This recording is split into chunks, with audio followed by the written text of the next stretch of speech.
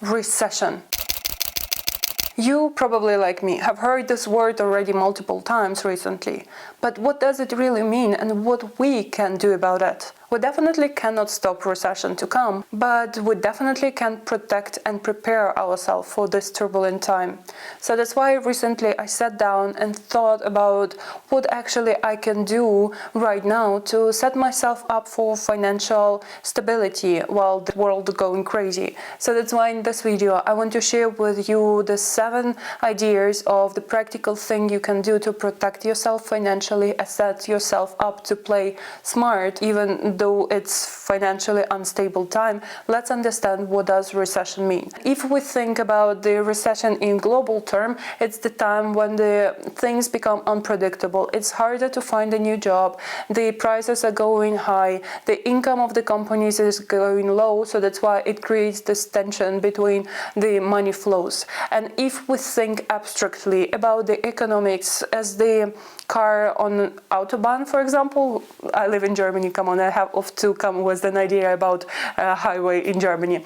So if we imagine that economics is the car on the highway and it goes with its speed, changes the lines, going on its own flow, and all of a sudden there becomes the limitation on the way and there are like restricted traffic to go, and that's why this car, aka economics, need to speed down and actually start acting slower. It doesn't mean it breaks and it stops immediately. It just means that there is the difficult way to pass, to go through that with the limited speed that is controlled by the factors that influence outside to this car. And due to the past history, we see that this recession period may take weeks, months, or even years to allow this car to go through all these difficulties and come back to the normal speed as it was before. Same way as it works usually for recession. There is the long period of time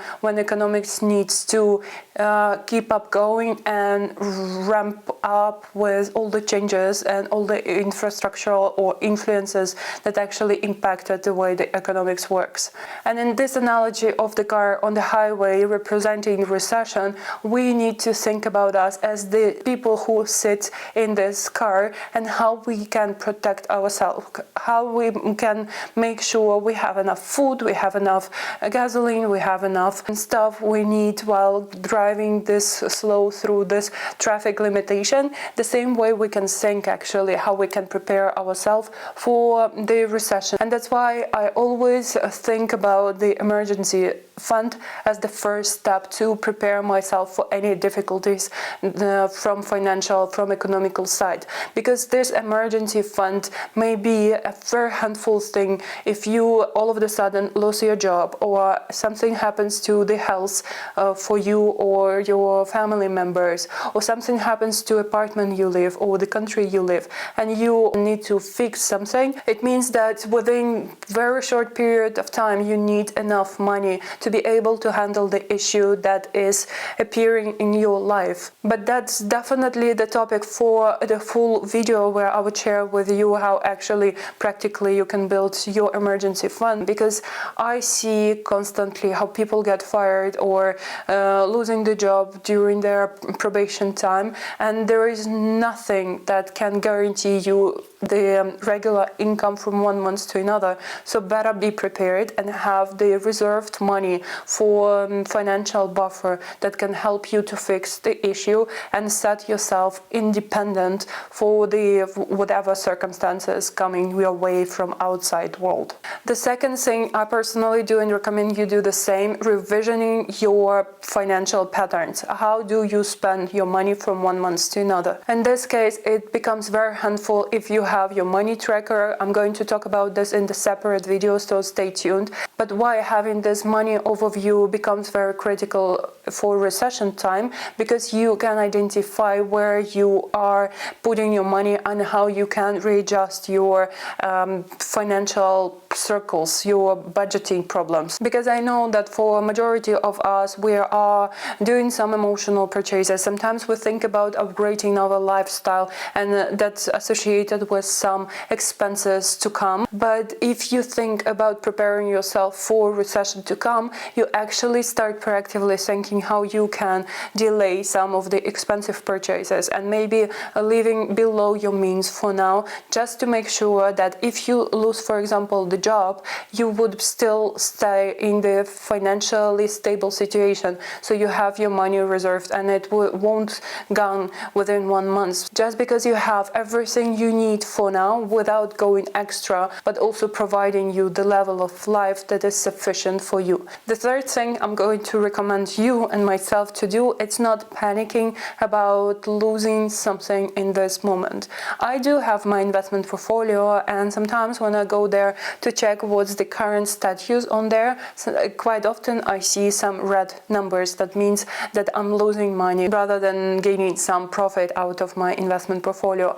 But very important to stay emotionally disconnected from this red numbers on your investment portfolio, and rather stay focused on the long-term perspective and think about 5, 10, maybe 15 or 20 years ahead, that this recession would pass away and there would be green numbers in your investment portfolio, and think about that time rather than just being sad and upset about losing money right now. And that's why I recommend you not to keep up with panic and trying to sell all your stocks with the lower prices. Keep them on hold if you can do so, and just stay focused on the long-term perspective, because the good time will come and you would thank you yourself that you keep up building your investment portfolio, or at least not fading away that investment portfolio, because at some point it would pay off. And talking about investing, the fourth thing I do really recommend you to do the same. It's diversifying your investment in general. So how I handle that? I, for example, in my investment portfolio, I have different assets. I do invest into specific stocks of specific companies that is associated as a more high risk action. And I do invest my money into S&P 500 that is associated as the lower risk investment, because S&P it's the mutual ETF where the 500 different companies are bringing some proportion into this one shared stock, and there is the less likelihood that the whole bunch of 500 companies will all of a sudden fall down. So that's why it's more stable to invest your money into S&P, but I personally diversify as much as I can. So I do invest my money not only to S&P but also stocks from different branches. I also think about investment into the real estate. Let me explore the subject and come to you with more handful set of recommendations how to do this from my own experience later on. But I also invest into the savings account that becomes more handy, and where I have an interest, but the money becomes more flexible and I can take those money as soon as I need. By doing this, I decrease the likelihood that all my money would gone one day. And believe me, I'm as a kid of 90s, and in my home place there was the 90s, that was the worst time to have kids, because economics was going not through the recession but from the default and all the critical thing that can happen to economics. So that's why I know for sure, I know with my own skin how people can lose everything just one day. So that's why I'm really honest with you here, and I really making myself prepared for the bad time to come, because eventually it can, and I'm pretty sure I have been already there. I knew from the experience that I observed as a kid that this time can be really harsh, and you better be prepared for that. And since we are talking about diversifying the investment, I also think and really strive to diversify my income. Whenever it's possible, I personally shared with you already in my previous videos that I do have my salary from one month to another. I do have some money from the YouTube partnership program. I also got some capital gains. I do have some dividends from the stocks I have in my portfolio. I do have some interest on top of the savings account. So I do have here and there some chunk of money that's coming my way every single month, and I'm trying to build this habit proactively, to build this money flows when the money works for me rather than just exchanging my time for money. And that's why I'm still working on the ideas for the digital product. And I suggest you to also think how you can monetize some of your hobbies or some of the skills you already have. Maybe going to do the photo shoot for someone, or doing some handcrafting classes, or teaching someone with mathematics and giving the private lessons, or giving some coaching session, for example, if you are a specialist in some specific field, and I bet you are, because if you have a certain experience in your career, professional wise, you can definitely give some recommendation to people who are junior to the same sphere where you have certain level of confidence already. So that's why if you really want to be prepared for the turbulent time to come from economical perspective and set yourself for financial independence, definitely think about the multiplying your income streams, because that's how you can rely on yourself, and no matter what happens, you always have your back protected with some money that comes from different resources and building your total capital at the end of the month. Another helpful thing to do, of course, is educating yourself. You can invest into yourself and also exploring the world of how economics in general works. I personally think that exactly helps me to stay emotionally more or less stable whenever something is going crazy in the world, because I know that we as the humanity, we've been through that already multiple times in the past. So there is no reason why we cannot overcome the same situation or similar situation this time. So that's why I'm educating myself on how economics works in general and what we as a humanity has been through until this moment. And that helps me to stay present in this moment and understand that whatever is happened, it shall pass, and we would be eventually at the point of time when everything would blossom and would be as bright that you would need to put your shades on your eyes because the future looks too bright to you. And one more helpful thing that I constantly remind myself, how important to build a professional social capital, to aka network.